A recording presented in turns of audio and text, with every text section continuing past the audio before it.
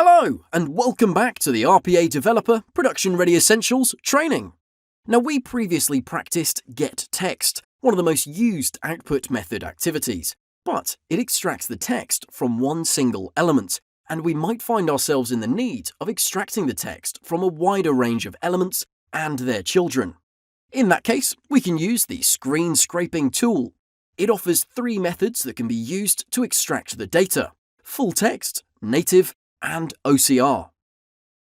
To start, let's create a new project and name it Screen Scraping Demo and add a description. Let's enter Screen Scraping Demo using MyCRM app. Now we select the Screen Scraping wizard from the design menu bar. Let's take an example using this app here, MyCRM. Suppose that we need to extract information about the address. Now we can indicate multiple areas of the MyCRM application, but for this exercise, we'll use the address area. Depending on the screen scraping method chosen, the scrape result preview will vary. The native method will display all the information that is visible. If we choose the full text method and hit refresh, we'll see even the hidden information that is not visible for the user in the app. We can choose to ignore hidden, but we'll still get more info than with the native. Now, the OCR method treats the indicated area as an image and tries to read the text. There are two OCR engines. The Tesseract OCR engine will return not much. The Microsoft OCR engine still doesn't return much information. It's recommended to use OCR as a last resort, or when we don't have access to the UI elements. Let's go with native. Hit refresh and finish. As we can observe, a variable was automatically generated and a text storing activity, getVisibleText, was added.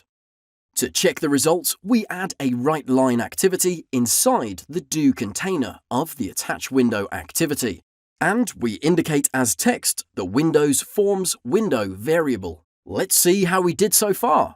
Let's hit F5 to run the workflow, and as we can observe in the output panel, the information that's visible in the MyCRM app is captured here. Awesome!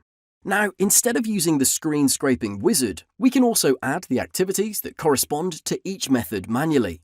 Let's drag in the getText, getOCRText, getFullText, and getVisibleText activities, and copy the selector used previously for all of them, because we want them to indicate the same area.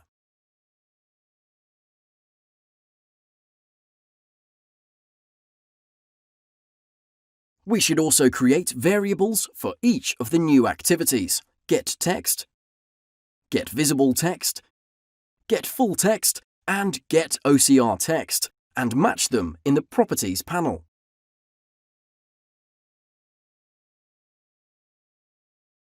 To check how the text is captured by each activity, we add a WriteLine activity, and we put everything inside. Between quotation marks, getText plus getText plus environment.newline. And let's copy this as we're going to use it again. Plus getVisibleText between quotations plus getVisibleText plus, and let's paste. And we know how it goes further.